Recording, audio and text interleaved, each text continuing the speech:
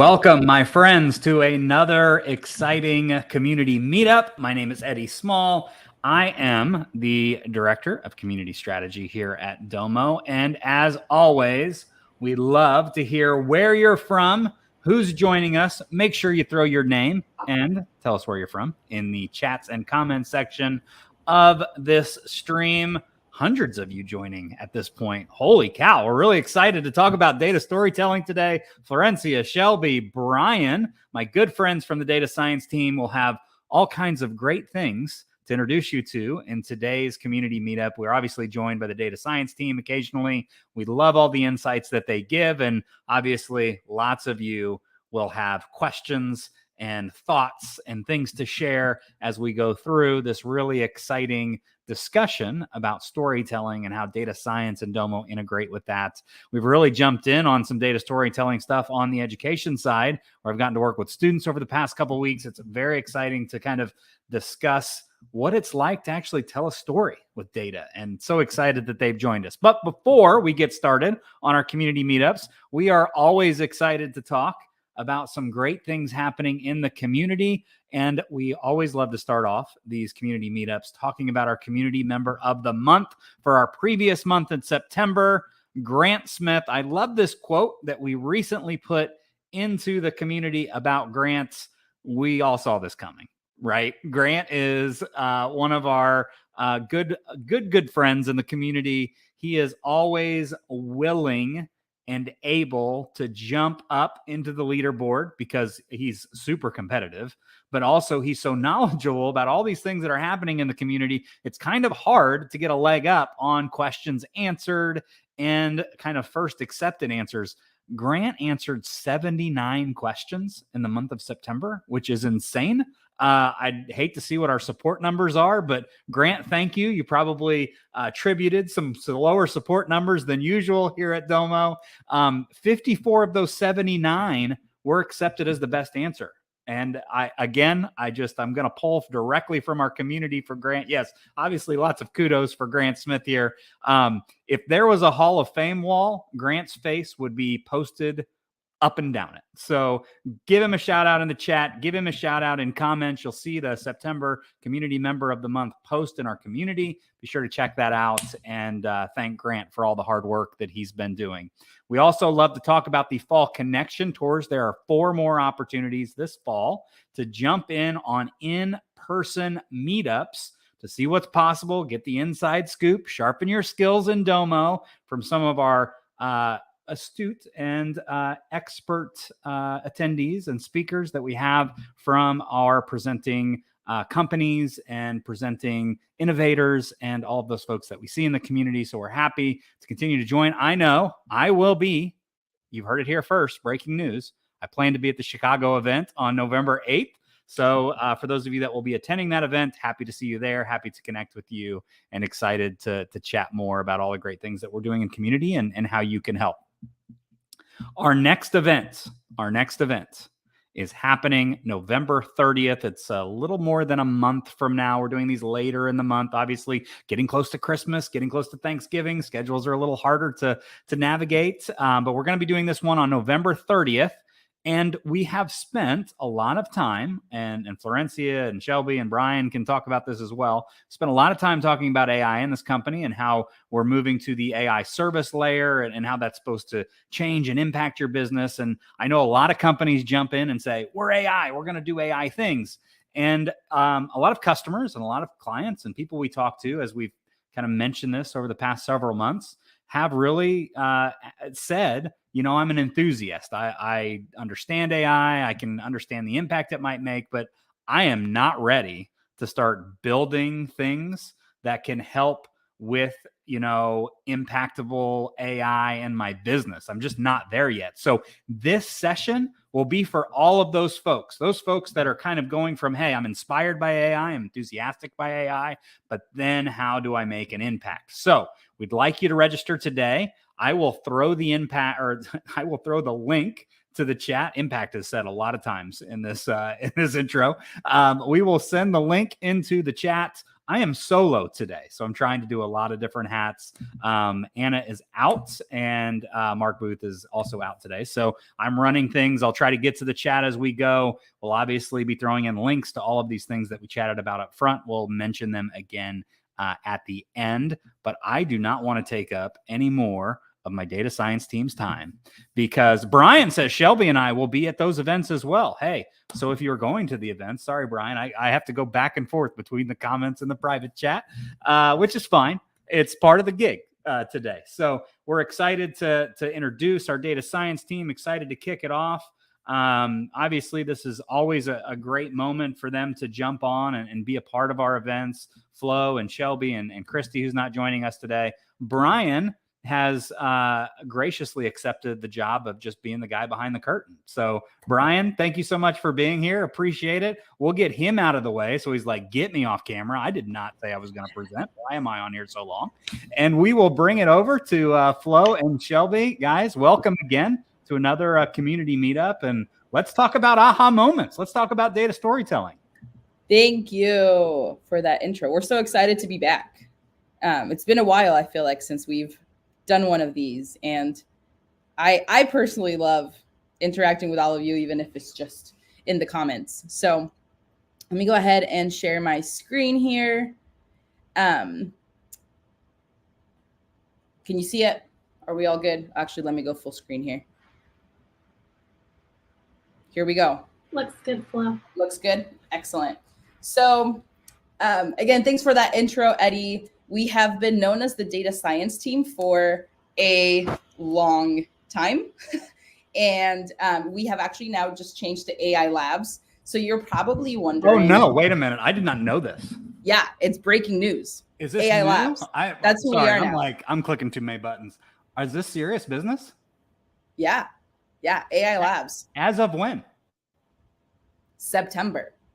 Somebody needs to inform the we're community really team. All right. Sorry about that. I'll get out of the way. No, we're really AI happy Labs about the name. team. It sounds really cool, but also it is really noticeably shorter than what our name used to be, which was Data Science Professional Services Team. And so AI Labs is just really rolls off the tongue. Woo. So I love it. Let's keep it going. Yeah. You will probably not be surprised that we are very excited about next month's community event as well. And we will probably be heavily involved in that. So we may see you again in about a month. Hopefully you don't mind that.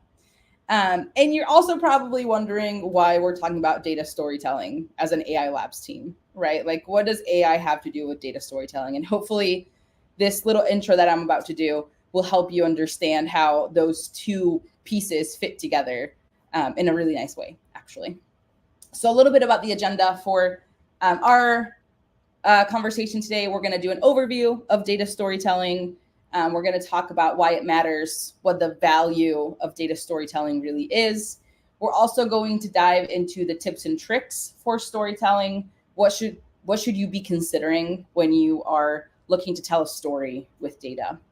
We're going to talk about tailoring data to your audience. And I think this is where Domo, this is one of the areas in which Domo really, really shines, is this ability to convert any sort of results that are produced by an AI model or a machine learning pipeline, any of these things, and converting that into different visualizations that appeal to different audiences and different personas in an organization.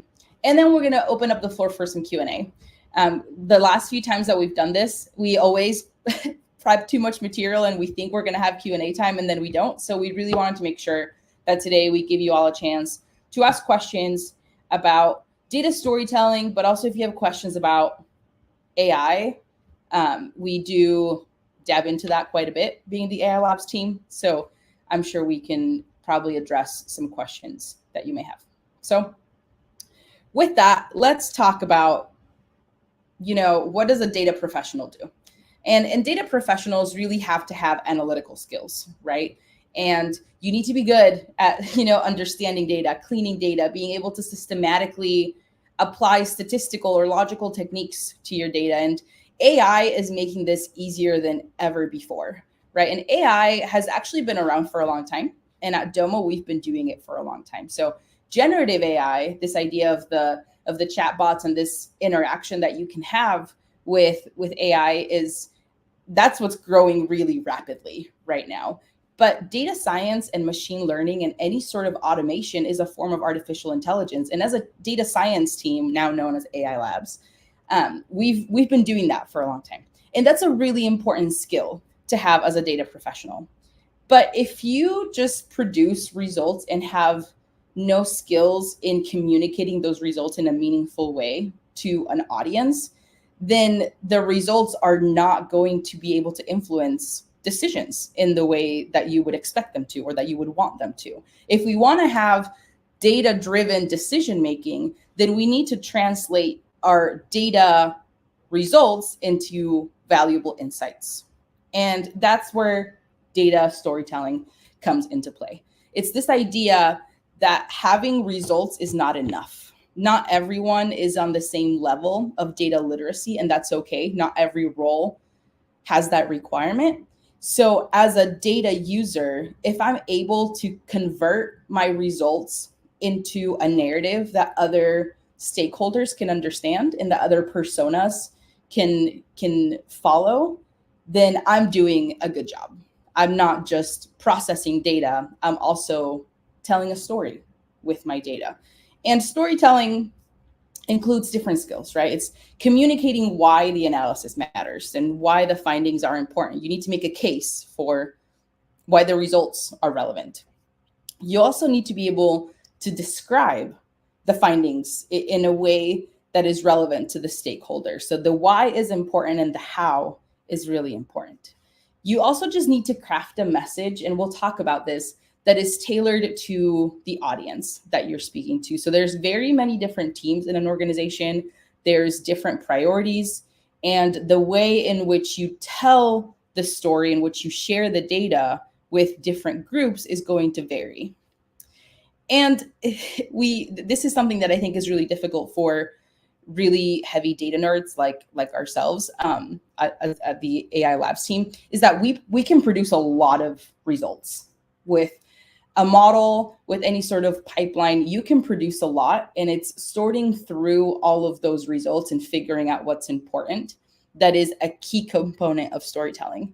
You don't want to overload dashboards with cards just because there's something interesting in all of them. There's probably a better way to visualize your data, or there's ways to tell the story without having to show a card that shows one minor detail that you think is important. So, storytelling. What's the value of data storytelling? I briefly touched on this, and this is a list that I think captures the value of data storytelling, but there's probably many more bullet points that we could have added here. So Brian, Shelby, interrupt me at any time if you want to add to this. But what does storytelling do for you? I think the first thing that data storytelling allows you to do is to improve communication with different teams. We had an AI hackathon not too long ago at Domo, and it was a really interesting process working with different teams across the organization, because the ways in which we process information and the ways in which we communicate vary greatly. And so having this ability to make a point regardless of the person's background, the person that you're talking to, is really, really important. This also translates into better cross-team collaboration. I don't know why I'm looking at my little slide over here. I've got a huge one on the other monitor. I'll look this way. Well, my camera's this way. Anyway, better cross-team collaboration. If people across the organization from different teams see the value in a machine learning solution or a data science pipeline or in any result that you produce, then they are, and if they understand what the message is, then they're more likely to want to collaborate and to be involved and to get buy-in, right? And this also, this is kind of like building on each other. This translates into improved decision-making. If teams across the organization understand the results and what the impact of the results could be and what the insights associated with the results are, then data-driven decision-making is facilitated, right? You can really focus on on making the decisions that matter for your business based on the insights that have been communicated. And this also translates into increased stakeholder engagement and buy-in and probably adoption. If stakeholders understand the value of the story you're telling, they're more likely to enable future initiatives or pursuits because they see the value in the data and how that data can help at a high level how to make decisions. This also translates into a competitive advantage, right? Everybody's using data, and knowing how to leverage that data to make yourself stand out as an employee, but also as a company is really, really important. And this in turn turns into fostering a data-driven culture. And you can imagine that as an AI Labs team, we feel really, really strongly about this. We want everybody to love data as much as we do. And I understand that's unrealistic because there's a selection bias, right, as to who we are and how we landed in this position. But if people around the organization actually see the value in data through data storytelling, then they are more likely to trust data and to want to use data and to become more data literate. So there's just a lot that data storytelling can accomplish that I find to be desirable outcomes. So Brian, Shelby, I don't know if you have anything else to add, but that's kind of my intro to data storytelling. What is it? Why does it matter? What can it do for you? And Shelby's gonna now tell you some tips and tricks for data storytelling. So real quickly, for the value of data storytelling, can you hear me okay? Yep. I think on like a personal level, as far as career growth is concerned, I think the ability to tell stories with data is what separates a mediocre data analyst or data scientist from an impactful one. Like, I don't think you're going to get promoted as quickly if you can't explain the charts and the analysis that you've generated. And so people that can tell stories with data really well in just simple emails or in communications with their boss or bigger presentations, like that's a soft skill that really sets people apart. And yet I think it's one that's not focused on as much, right? Like people focus on the hard skill of being able to code or being able to use Domo. And it's like, don't ignore this soft skill of storytelling. I think it's very important for career development. No, that's great. That's great insight. And as I think about, like what in my mind a data scientist should be able to do, you should be able to do all the coding, and I would expect to see that in your resume. But I also in your resume would want to see that you have the ability to tell me a story. When I ask you for an example about a particular use case that you worked on, I want a full story. I don't just want the methodology, right? Mm. So that's great. Yeah. Thanks, Shelby. Okay, my turn, I think. Let's see if I can share my screen correctly.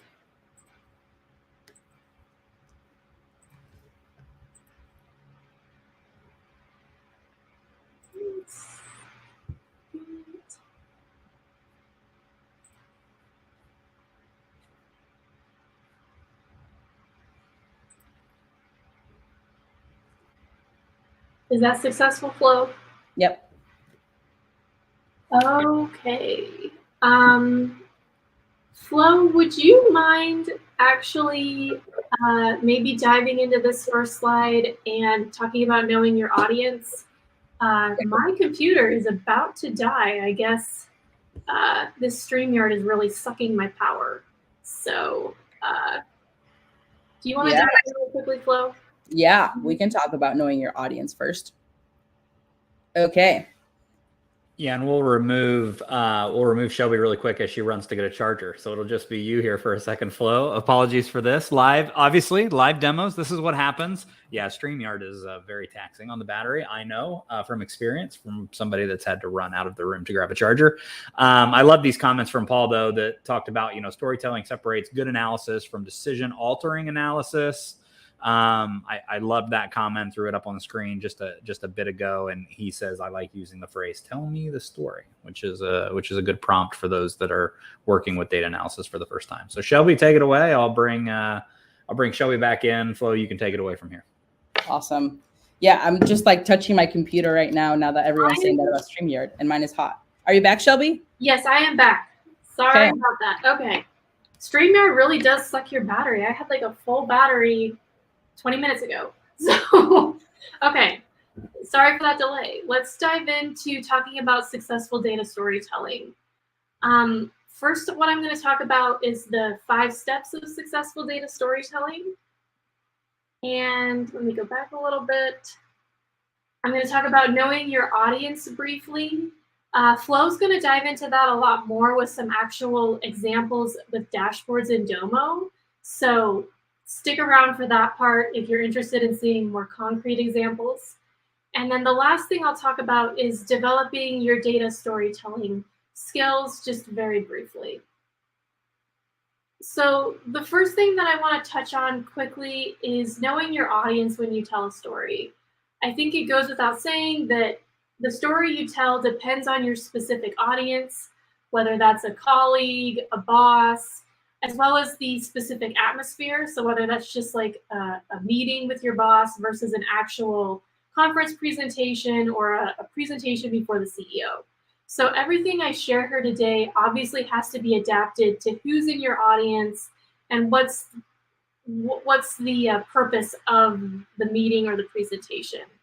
But broadly, I think when storytelling, the important things to take into account about your audience is familiarity with data and statistics. We all know that people in the room are going to have different levels of what they understand about data and statistics. So you don't want to go over someone's head when you're explaining things, but you also don't want to go under their head and talk to them like they don't know anything. So I think that's very important to calibrate, is just make sure you're speaking at the right level to people. Priorities, what do they care about? If you're telling a story that's of no interest to them or has no impact, then they're not going to listen, they're going to tune out, and it's like, what's even the point? The last 2 points on here is, what's their likely response to the analysis? This is kind of the so what. So when you're done telling your story, it's important to be able to say, this is why this matters. What are our next steps? That'll make you seem very forward thinking, right? Like you're thinking about, where do we go from here? And I think that's really important as well to show as a skill that you have. And the last one is just time. So obviously, if you drone on for really long, people are going to clue out. If you talk too briefly, then you're not going to cover everything. So these 4 bullet points here are just broadly things to think about with knowing your audience. And like I said, Flo will dive into this more with more concrete examples of how to present different data to different types of personas to show how you can vary your story based on the audience. Anything really quickly you want to add there, Flo? No, I mean, we'll be talking about this, but I love what's being said in the comments about, like the amount of data that the time component, right? The amount of data and information you want to put in front of a person really depends on who they are, how much they know data, and how much time they have. And so, yeah, I think these are all great. Okay. So next we'll dive into what I call broadly the 5 steps of successful data storytelling. They're summarized here on this slide, so if you want to zone out or read some emails for the next couple minutes while I talk about these, totally fine. But this is the TikTok version of the 5 steps. And we will go through each of these in a little bit more detail, but very quickly, I think there are 5 things that you need to address whenever you tell a story. Again, whether that's in a brief conversation with a boss or an actual conference presentation or presentation to the CEO. Step 1 is, what is the question you're trying to answer with your analysis? Step 2 is, why is this question important? Step 3 is to talk about what data and analysis techniques you used when answering your question. Step 4, what is your results? What did you find? And step 5 is, what action do you recommend based on these findings? I realize that depending on the situation, you may talk about these things in a different order and for different amounts of time, right, based on your audience. But I think in general, these are the 5 buckets that you should cover whenever you talk about a chart or any kind of analysis that you've done.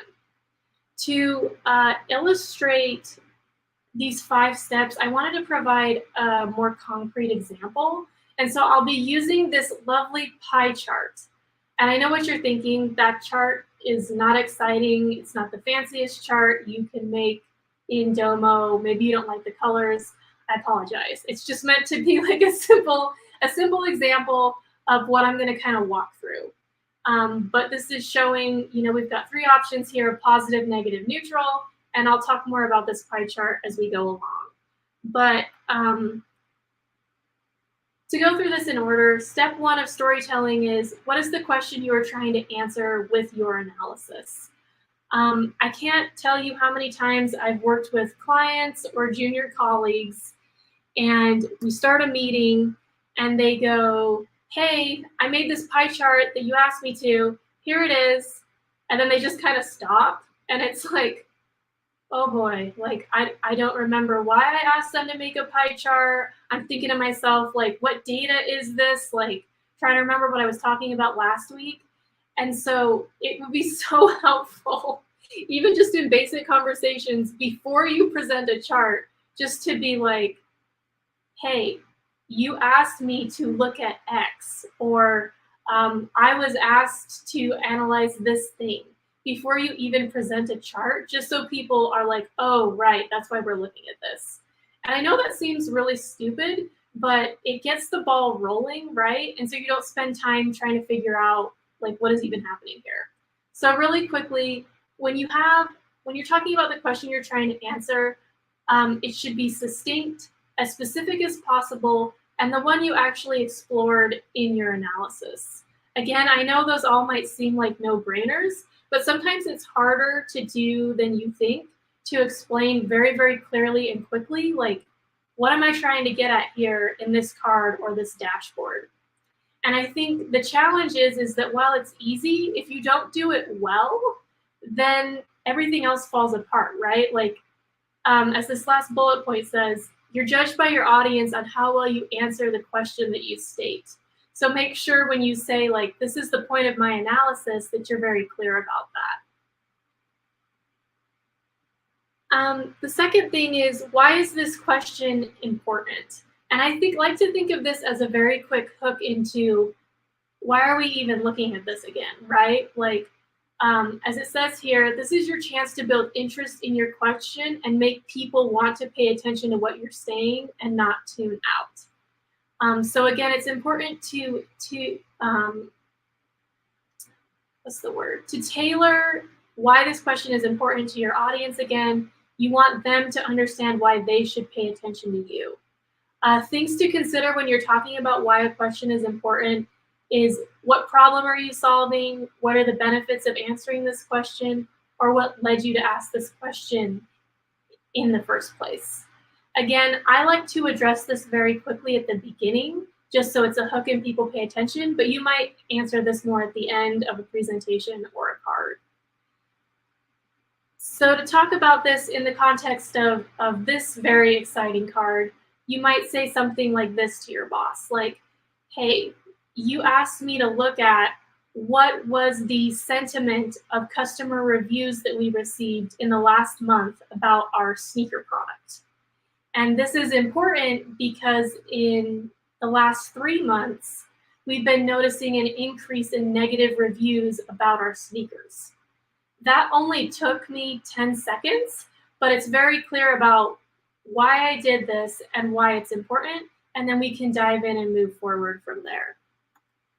Again, the next thing to address is, what data and analysis techniques did you use to answer your question? And I think that this one especially has to be tailored to the situation, the audience, and the timing. I think in general, you want to talk about 2 things in regards to data and analysis. So when it comes to data, you want to mention things like, what was the source of the data? Is it internal company data? Is it third party? Is it government data? What specific sample did you use in your analysis? And how did you operationalize these key measures? I read that word a lot and I don't say it out loud a lot. So hopefully you understand. What that's getting at is essentially, how did you actually measure the things that you're talking about?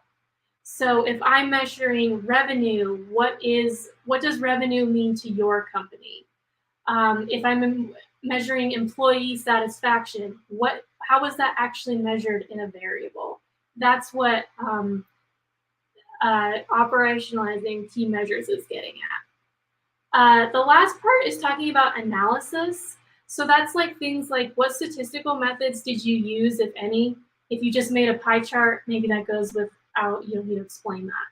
But if you're using more complicated things like modeling, any kind of generative AI, I think it is worth briefly mentioning what you did and what's underlying the graphics that you're showing. As well as, again, what specific variables were used in your analysis. This is especially important if you are using some kind of complicated modeling and there might have been a lot that went into your analysis. It's important to be clear with people about what specific variables were used. So like I said before, the amount of time that you spend on this is definitely going to be tuned to who's your audience and how much do they care about the details. I could see like your manager of the data science team wanting to know a lot of this stuff versus the CEO potentially not wanting to know any of it. So I think that this is something that you need to be prepared to talk about at a minimum in case you get questions, because your story will quickly unravel if you can't explain how you got the charts that you did. Yeah. Any thoughts or questions here, Flo or Brian? Before I keep moving, or any questions in the chat? I can't exactly see those. Yeah, sorry, Shelby. I try to keep updated on the chat so we could chat about them as they come through. And there's some conversation happening, and Brian's kind of answered a little bit of this question, but curious if we can get you guys' take live as well. We have a question coming up from India. So thank you for joining us. I know time zones can be tricky, so we appreciate you joining at the time that we're having these.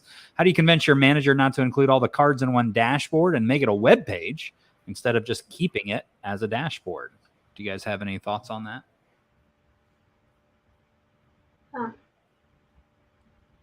So can you say that one more time, Eddie? Yeah, so it says, how do you convince your manager not to include all the cards in one dashboard and make it a web page instead of keeping it as a dashboard? And Brian answered it a little bit as well. So Brian, I'll bring you in. Brian's like, why did you turn my camera on? You're a part of this now, Brian. That's just the way it is. Just gonna have to deal with it. So Brian answered it a little bit in the chat, but can you describe kind of what you thought as well?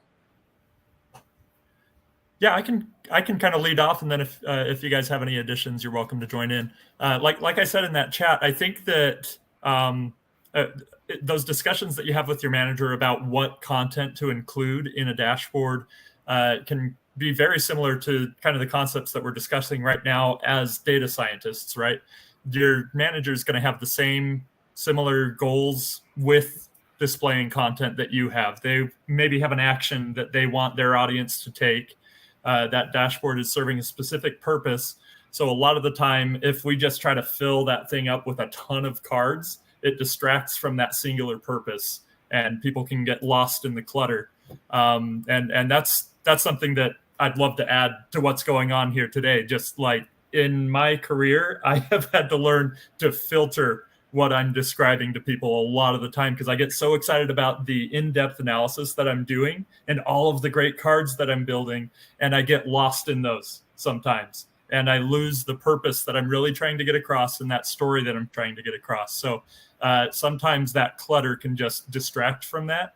That's something that maybe you can work with your manager and say, hey, does this individual card serve that purpose or not? Do we have something that also serves that same purpose as this card, so we're not overlapping? So that's my take.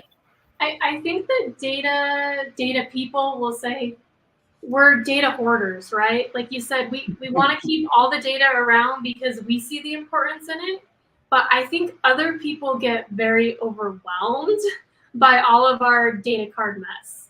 And so another practical tip, I know you talked about making this into like a web page, but something that eases my like data hoarding anxiety of like, I need this card in case somebody asks me this one question, just put it in the appendix in a dashboard.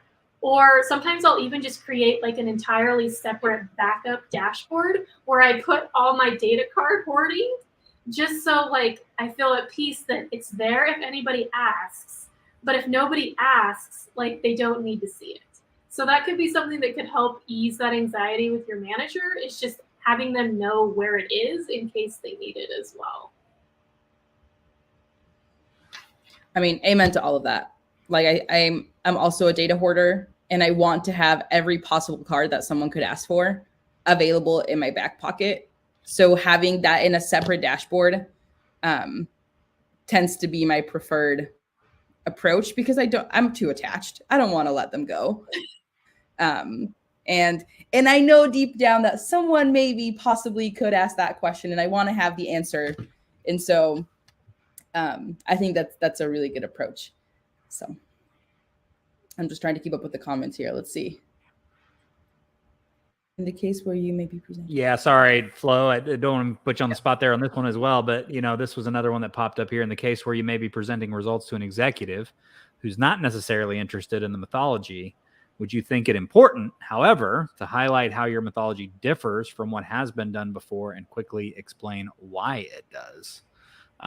So those are just some comments that are coming in, and any discussion around that from our friend Dean. I think. Oh, go ahead, Flo. Go ahead, Shelby. You're good. Okay. I think like if there is a very big benefit to why you used a methodology versus another one, like I think they mentioned that it's better. If there's a really like tangible benefit of why it's better, like is it more accurate? Do you have more confidence in your results?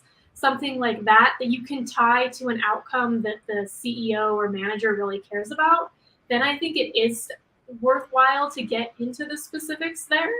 But if it's just going to confuse them to bring up, this is how somebody else did it and this is how I did it, like I would not bring it up then. I would just stick to this is what I did and try to be very, very clear about that.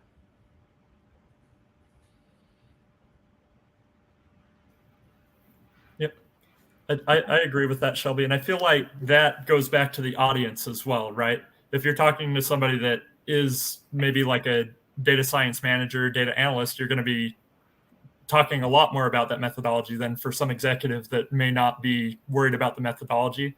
I think the question that I ask a lot of the time here is, so what? What is my audience? If my audience came to me and said, so what? How can I answer that? And would my answer be important enough to that specific audience member? So what can change depending on who your audience is. If that's that executive, so what means, how does this affect my bottom line? How does this affect the outcome? Whereas a so what from your data science manager or some other data scientist that you're discussing methodology with may have a lot more detail to that. So what is kind of my guiding principle, and where that so what is coming from. Love that. We'll continue to monitor the chat. Any questions, comments that come in as we go, we'll let you know, but we'll let Flo and Shelby continue presentation. Thanks, guys. Thanks. I'm going to keep going quickly because I want to get to Flo's stuff. Oh, go ahead, Flo. No, I'm just saying, I think this is great. Like, I love the conversation that's happening in the chat, and like seeing how people handle these issues differently of the data overload, right? So just happy that you're all here. That's all. Sorry, Shelby. Okay. The last two steps of data storytelling, a little more quickly. Most importantly, probably, is what did you find? If you're not clear about what you found, then again, there probably wasn't any point to you telling this story. So we've talked about this, especially with the last question or two that we got, but there's a lot of ways you can explain your results, whether that's verbally, visually, or in writing. However you do that, I think it's just important to make sure that you try to only share what you found in the most succinct way as possible. So that goes back to that point of try really, really hard not to be a data hoarder, use the minimum amount of figures or tables that'll get your point across, and have a clear message associated with each figure and table. If your audience struggles a little bit with interpreting graphics, I love to add on dashboards like a notebook card that in one sentence says like key takeaway, one sentence, here it is. That way, just in case somebody isn't super data literate, that they can very quickly look at the chart. If they get confused, look at your notebook card and say, oh, this is what this is trying to say, move on. And that ties into our last point of using language to describe your results that your audience will understand. Again, don't speak to them on the wrong level. And I think Flo is going to go into a lot of practical examples of that with her dashboards. I'm going to skip forward just a little bit. Number 5, lastly, what actions do you recommend based on your findings? Always end your story with actionable recommendations or next steps. This is what I call the follow-up or the next step of data storytelling. Depending on the situation, this part may focus on different things than others. It might just be, hey, like, I found this with my analysis and it led to a bunch of other questions. These are the kinds of things that I think we should look into next. Or, wow, we weren't expecting to find this. This is the effect on XYZ that we really need to think about. So I think in a way, like, the ability to think about what to do next shows your ability to put your analysis in the bigger picture and shows you more as a leader than a follower. If you end your story and your boss or whoever has to say, like, so what do we do next? And you don't have an answer, it makes you look like you haven't thought through things. So I think the ability to recommend those next steps, again, is key to closing out your story. That is our 5 steps. Very, very, very quickly, there's a lot of ways to develop your data storytelling skills. There's definitely more than these 3 shown here. But these 3 are some of my favorite practical tips for developing your storytelling skills. The first one that I've kind of mentioned before is that you can practice this anytime. You can practice it when you write an email about an analysis that you did. You can do it in one-on-one meetings with your boss each week. And especially you should do it when you have any kind of presentation. But essentially, anytime you talk about your analysis is a chance to develop these storytelling skills. So use it. Second is that key to data storytelling, and something that we kind of skimmed over, is that you need to use the right charts and figures and graphics when you're telling that story. And the great thing about Domo is that you have tons of different charts at your fingertips. So it's important to dive in and figure out what's the best way to get my point across. And that's another way also to develop your hard skill of data analysis and specifically using Domo. The last point I want to make really quickly is that when you tell a story about your data, it's important to take ownership of your knowledge. I'm an introvert, and so I can be quite timid and think, oh no, like when I tell something about this card, the person's going to know every single flaw and they're going to ask questions that I don't know the answer to, or they're going to ask XYZ. And the truth of the matter is that you often know your analysis, your data, whatever you're working on way better than anyone else, potentially even your boss. And so I think developing confidence is another way to say this, of when you present something, be confident that you know what you're talking about, because it becomes very clear easily if you're not confident that people will think maybe she doesn't know what she's doing or something like that. So that's something that I'm definitely still working on, but I think it's an important factor in data storytelling as well. So that is all I have to talk about, Flo. So I will turn it back over to you for the exciting dashboarding examples. Oh, thanks, Shelby.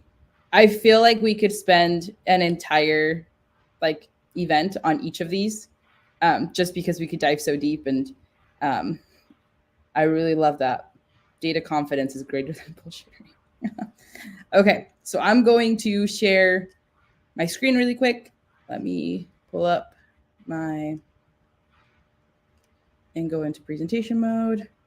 Okay, are you seeing the right screen, hopefully? Yes, you're good. Okay, great. So I'll go through this pretty quickly because I want us to have enough time to have some Q&A. But I want to just give a concrete example of one of the tips that Shelby shared, right? Of the importance of tailoring your visualization to your audience. And that's where data storytelling begins. You need to have good visualizations, and the visualizations are going to look different for the different stakeholders in your company, right? So I want you to consider, we're going to dive into our Lions Point demo. And Lions Point is a fictional revenue cycle management company. And that's kind of a mouthful. What it really means is that they manage billing for healthcare providers, and they handle the negotiation with insurance companies. So they act as the communications person between a healthcare provider and an insurance company. And the challenge that they're having is that a lot of the claims are not paid, right? So someone will go in to a healthcare provider, get some sort of treatment, and the insurance doesn't cover it. And this makes it really difficult for Lions Point to figure out immediate payouts as well as long-term revenue forecasting. So they built a machine learning solution to address the 3 key business problems.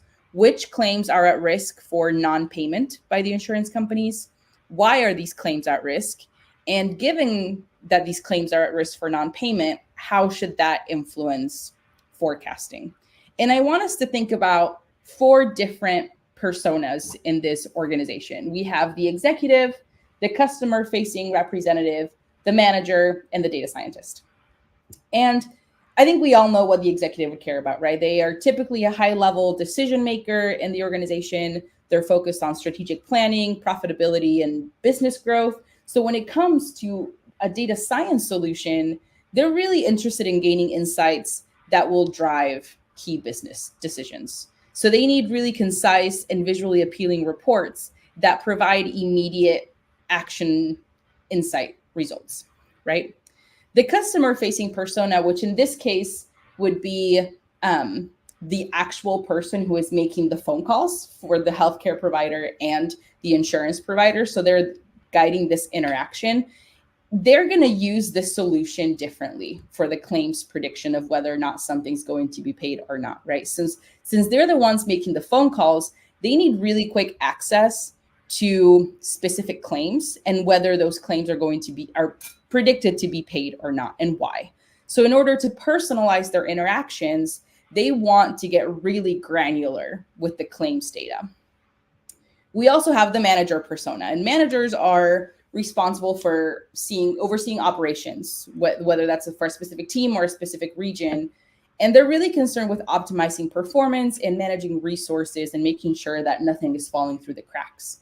And so managers want real-time data that enables them to optimize time for their, in this case, analysts, which is what they call, what Lions Point calls their customer-facing employees.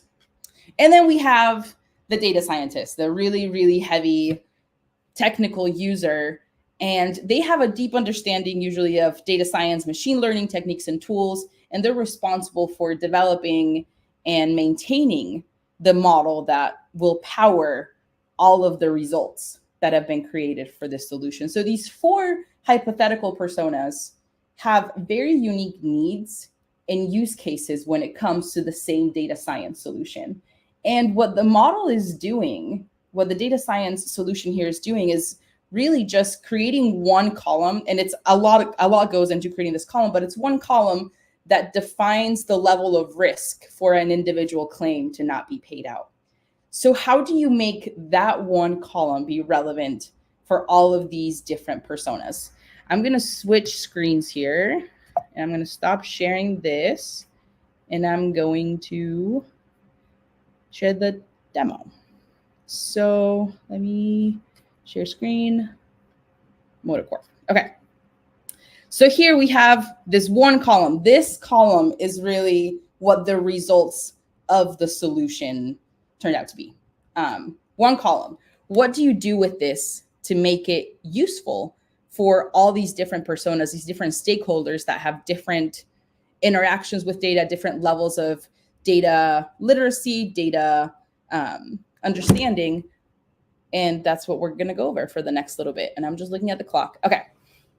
So let's talk about the executive first. Again, the executive cares about high-level decision-making. So they are probably really interested in high-level payout amounts. How much is at high risk of not being paid out? In this case, it's really easy to tell, right? This is what we're expecting in terms of payout for low risk, for moderate risk, and for high risk. The high risk is what we're worried about. You can really easily, with some of these graphs, and they're simple, they're quick to go through, right? You can see what the company goal is of 70%, and how we're tracking as a company against that goal. And you can see at a high level where these claims that are at high risk, what's happening with them. You can see that 58 of those claims are not assigned at all to anyone. That is something that an executive might be like, oh no, that's trouble. That's trouble, right? They also care about payment forecasting because that's what's going to drive a lot of the decision making that happens at the executive level. So knowing how at a high level these claim predictions are going to pan out is going to influence the forecast of payment, which again, yeah, sorry. Are you showing a dashboard? Are you not seeing it? I'm still seeing your data set. Well, let me try that again. Present. Let's see. Okay. Is that working? Yes, there you go. Okay, well. Can you zoom in a little? Yeah, is that good? More? Yay. We'll call that. Yeah. Perfect. So I'll just go quickly through that again. I just said it, right? But this is really easy for an executive to look at and immediately know what's happening, right? We have like the total likely payout amount for high risk, which is what we are concerned is not going to be paid out, which is going to affect our revenue forecasting. We have the really easy to interpret goal card here. And we have just a bar chart that shows at a high level as a company, where are our claims at, the ones that are at risk. And we can do some quick payment forecasting using some of these features that we just talked about in terms of what's at high risk of not being paid out. And this is what an executive would want to see, right? But how does that column that we just saw, and I saw that it was too granular. Is that better? Hopefully you see it now. We just have a rejection probability. How is this useful now for a customer-facing representative? In this case, oh, I just realized I can't switch between tabs. So what I just showed didn't matter. Anyway, how is this solution useful for the person making the phone calls, the person who is contacting the healthcare provider and then going back and contacting the insurance provider? I said that these people care about a more granular sort of format for the solution because they want to be able to personalize each of the phone calls that they make. So if they're calling about this specific claim, C10003, no, that was an extra zero, 10003, they could easily come to this table, click on the table before hopping on a call and being like, oh, this diagnosis code was a broken wrist, but the procedure code is a blood transfusion. So before they hop on a call with the insurance company, they know exactly what the problem that was flagged is going to be. And so tables are not the most exciting way to present data, but sometimes they really are the most useful way to present data for a specific use case and audience. So the analyst that is assigned to a claim and to dig into that claim can come to this table and really quickly see that the procedure and diagnosis don't match, or that there's an unexpected inpatient status or outpatient status, and really quickly, before hopping on a call, know how to handle that conversation. A manager is going to be interested in different types of data, right? So the manager is maybe interested in how each of the analysts are performing and what their bandwidth looks like. And so we've converted that same column that we showed of data for executives and for claims analysts into a management sort of setup.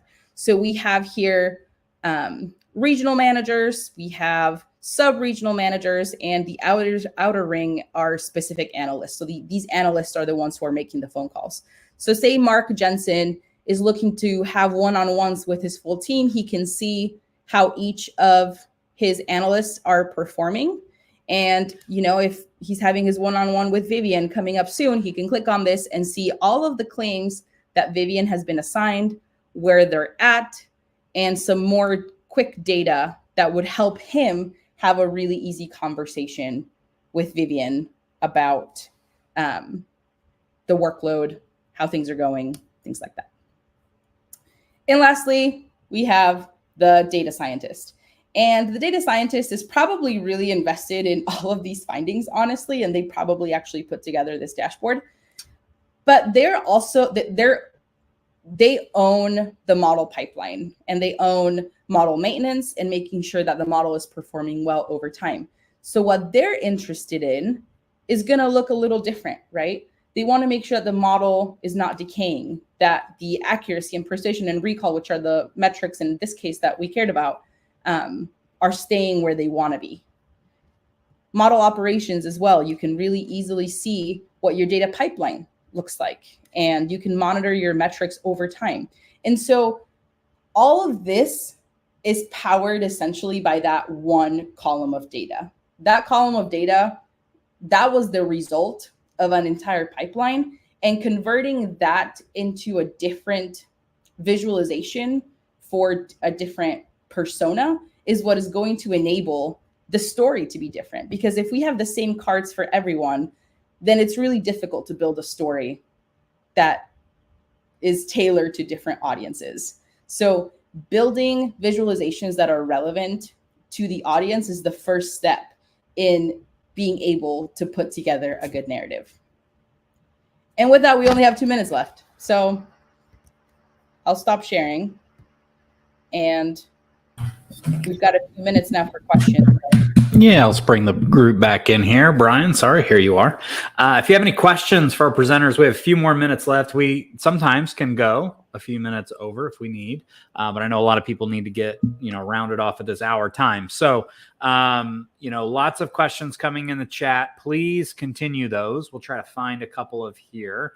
B-Rad, yes, we did have a little bit of an issue. B-Rad asked about, can we see things correctly? And I think we managed that pretty well for the group of 4, but also went in and I was able to full screen it a little bit. We zoomed in a little bit, just parts of presenting some of these really fine data points on our tool that we always have to think about.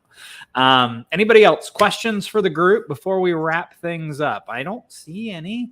Obviously, hey, more of this at Domopalooza. Spoiler alert, late breaking news happening. We just launched our registration page for Domopalooza, which is in person this year. Yes, you heard that correct. Domopalooza 2024 will be in person. And if you'd like to get a jump on early registrations, not saying there's a prize for these types of things, but if you'd like to get a jump on early registration, jump over to this link. Look at this. I'm multitasking while I'm hosting the show. Jump on over to our community link where you can register. Jordan, can you post a link to Domopalooza? We did it, buddy. Before you ask the question, that's called time travel. So go back, click the link, make sure you register for Domopalooza. Obviously, we really, really, really hope you can make it in person March 26th through the 29th, Salt Lake City. Here we come. I know I'm excited. This will be my first in-person Domopalooza. Anybody on the call that's been to Domopalooza before? Not in person, but I'm excited for introverts to unite. Yes, right. At Domopalooza. A lot of folks. It's going to be a great time. They just love to be on the couch and at home in their remote environments, which is my job. But yeah, we can do it all together at Domopalooza. We'll find a couch. All hang out together and just not talk. That's what introverts do. We can just all be on our computers at the same time. Awesome. Thanks so much for this information. I'm going to present a few dashboards to a group in half an hour, and this helped me decide where to focus. Look at that. Sharon, we make immediate impact here on our webinars. And when we bring in the AI Labs team that way and that way on the call. So excited to do that. Lots of people jumping. Hey, thank you everyone for joining us. We'll end it here. If you have any questions, obviously you can get a hold of us here at Domopalooza. We're always happy to help. Find us on the community. Make sure you're signing up and registering for all the events, and hopefully we'll see you at Domopalooza. Excited to announce that news while we were on the call, as I found out from a few folks. Thank you, thank you, thank you. Appreciate everybody on the team. We'll catch you on the next one. Thanks, everyone.